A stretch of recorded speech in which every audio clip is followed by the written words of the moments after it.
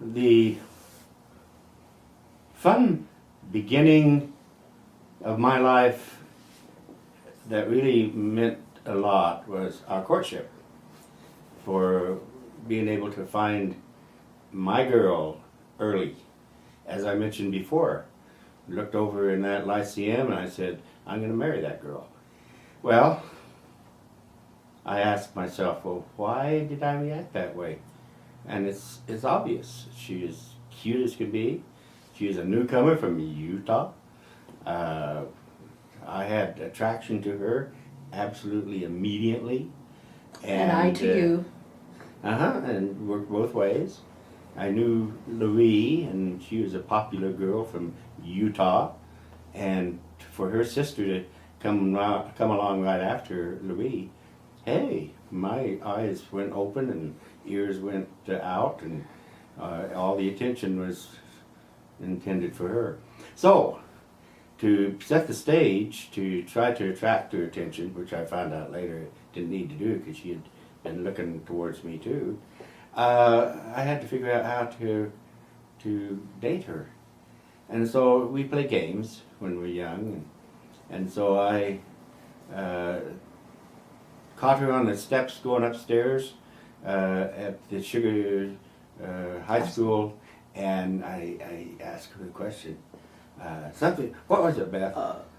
He said to me, someone told me that you wanted to talk to me. Yeah. And I said, no. Well, I think it's Ida May had mentioned something to me. And so I asked her for a date. And we set it up for a night or two later, which was November the 12th, 1954. And so that was the first date that we set up and went forth. Where did we go? And we went to the Romance Theater in Rexburg, and it was 7 brides for 7 brothers. And we sat clear up the top, and I can tell you right now what seat, basically what row, if I were to go there and look at it. And we held hands and sat close together as we could, and watched that show, and still I watch had lots the show. of butterflies. Yeah, it's a butterfly night. And so when I took her home, should I kiss her first night or not? And I tried. I missed her. Our lips didn't quite coincide, but that was a new experience. I'd never had a girl in my arms to kiss in my whole life. So what do you expect? Perfection? No. But that was on the porch of Dirk and Carolee's house in Sugar City, because she, for some reason, was staying there. Why were you staying there? Because Mom and Dad were still in Hooper. Yeah, she is in a transition stage. And so it was on their porch that history began. But you did kiss me a second time. Oh, I did, yeah. I made it. But we didn't stop going go. together forever. We were always together from then on. Yeah. And the other thing about it is that we had a wiggle. built-in situation, because I was a projectionist at the Sugar City Theater with Don. And well, Don didn't start till a little later, but anyway, I was a projectionist. And so, gee, we saw, she could almost be with me almost every night watching movies while I was running them there in Sugar City. And there are times that, we'd see 30, when I wasn't used to being a projectionist, we'd go to Rexburg or St. Anthony or Ashton and go to a show in their theaters. And at Rigby, they had a theater at that time. And so we saw a lot of shows during 1 month's time. Anything to add to that? What else were you doing up there in the projecting room? We had a few kisses. Oh, well, we got to know each other. So, restate it. No, in dating, Don't wiggle the we chair. were affectionate, and we got to know each other too well, because we spent so much time with each other. And at school, who would I look for in the halls? Beth. When I got out of school, who would I look for? Beth. And I had a car that was available to me. I didn't pay for that one, but my first car, I did pay for it. I purchased it. It was a 1955 Coupe. Fairlane Ford, and it was a beautiful little car. No, what about the black car? Oh, that was the first one. The first car we had for dating was a 1950 Chevrolet Business Coupe, two-door, black, and just a beautiful Little car that I could wash and wax and attract Beth's attention 5 blocks away because it was so neat and so clean. And so that was the car that would make her heart flip when she saw it coming around the block. And so driving was a very important thing. So having that vehicle was set the stage to be with Bethy. And that was nice. Anyway, go from there. And then in was it February 12th? Yeah. Is that when you asked me to marry you? Yeah.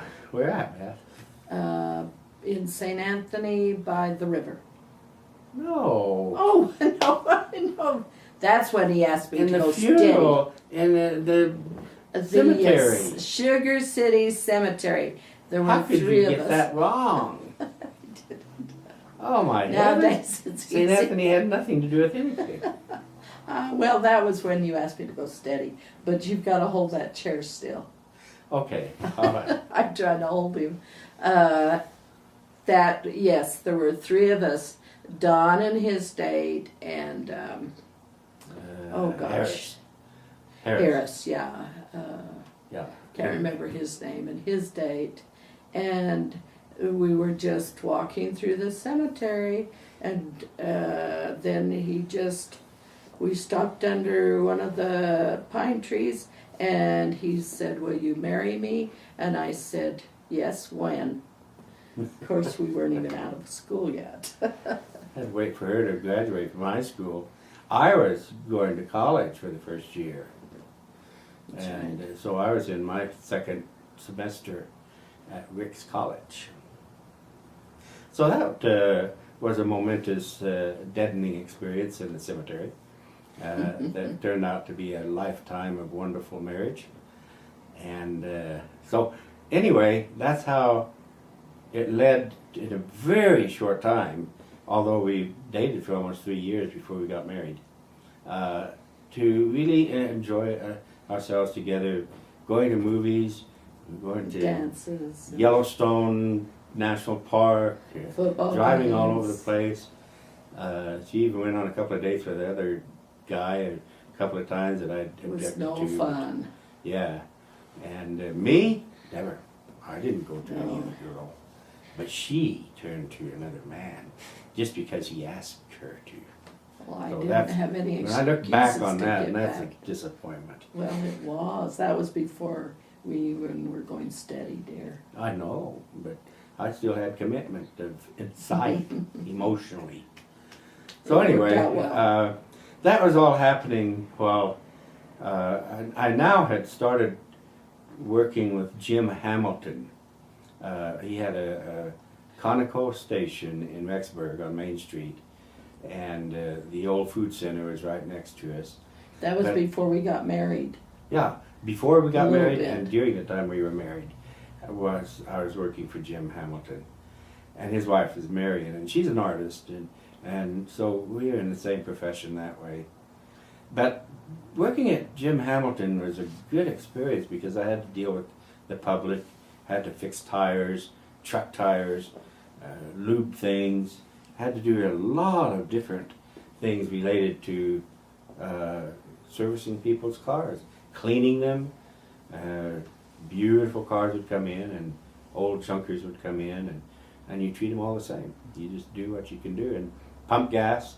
It wasn't self-serve in those days. You had to pump gas for everybody that came in. So that was a good experience while I was going to college at Rick's. And that really became the staging of dating for those 3 years, was preparation into college and development into college and majoring in art, and I'll have to tell you about that in a little bit. Oh, okay. Beth, you want to tell us about that? This is concerning the day that we got married. August 2nd, 1957. Is that right? Yes. Anyway, of course, Dick drove Mama Bird and me, of course, to the temple. And I remember living with Carol Lee there for a while, and he had to come out. It was halfway between Sugar and Teton. But anyway, living there too, when I'd gotten my ring, you know, I didn't want to wash dishes with my ring on. So I set it in the windowsill, and Dirk took it, and I couldn't find it. Finally, he just gave it back to me. But anyway, that's where I was living with when we were to be married. So Dick and his mom came, picked me up, and I borrowed my wedding dress from Cleola. Her name is Schofield now, Cleola Harris. I used her wedding dress. And anyway, we did the whole thing in one day. We went down, got our endowments, we were married, and then had our reception that night. And anyway. Yeah. It was a long day, but a wonderful day. And Carol E., my sister, she took care of, because my mom had died when I was in a sophomore. And Carol E. took care of getting the chapel, the recreation hall all decorated and all that kind of stuff. And anyway, and we had a good turnout, didn't we? We did. A good In the turnout. Sugar City Chapel. City Chapel, the gray building that's still there. And not the chapel, the Yes. recreation room. Yeah. Okay. We on our wedding night, we didn't want the car all ruined with paint all over it, and so we hid it in a garage in that First North Street. It's about where the library is now in Rexburg, and that's where we kept the car. But anyway, I don't know how it got back to us, but it ended up with a little bit of paint on it somehow. And we we left the reception, and here we stayed at a motel in Idaho Falls called the Bird Motel. Can you believe that? Here the Birds just got married and they stay in a Birds Motel. And we were headed to a honeymoon up north to, what's the name of the dam up there? Hoover? No. No, it's in Washington. Anyway. We went that way and over to the coast and back through, I'm not sure what. Well, anyway, we ended up coming back from the west. We didn't go to Boise. It had to be between the road that goes up to the Tri-Center State area. And so anyway, we took almost a week away from home and came back and settled into the little apartment there in Rexburg on, what's the name of the street? Oh, goodness. It's Right off of College Avenue. Yeah, right off of College Avenue. Yeah, and right just south of where Mom's Candy Kitchen is now. And there's apartments in there in that building on the other side of the street, and that was our first It home was a together. tiny little kitchen and tiny little living room. And Bedroom in the Kelly back. and Ryland, I think their place is a little bigger than what we had. And that was the kitchen, living room, and tiny bedroom. All and together. And a little bathroom. But it was nice. And so that's our first dwelling, and it was a good location to go to college where I was going, taking classes. And the thing that we require of all of you who see this video, that every day you tell each other you love them. And tell your children you love them. Have big hugs together. Families are everything. Follow mom's and grandma's example. And A day doesn't go by without her contacting her children. Hardly most ever. of them are there. And that's the type of love and contact you need. And she does a good job that way. And while we're on that, I love you. Should we tell them our little secret? This is a secret. You can't tell it to the world. Okay, go ahead. Okay, do you want to tell it? Nah, you go ahead. Okay.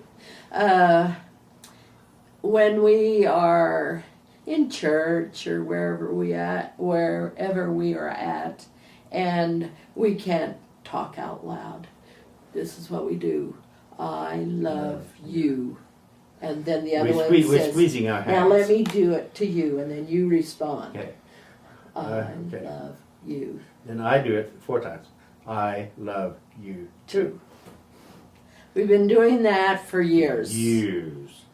And we just smile at each other, and nobody else knows what we're doing.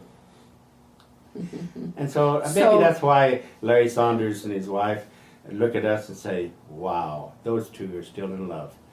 Because they hold each other's hands, they put arms around each other in public, and there's just no question that they love each other. And another person that,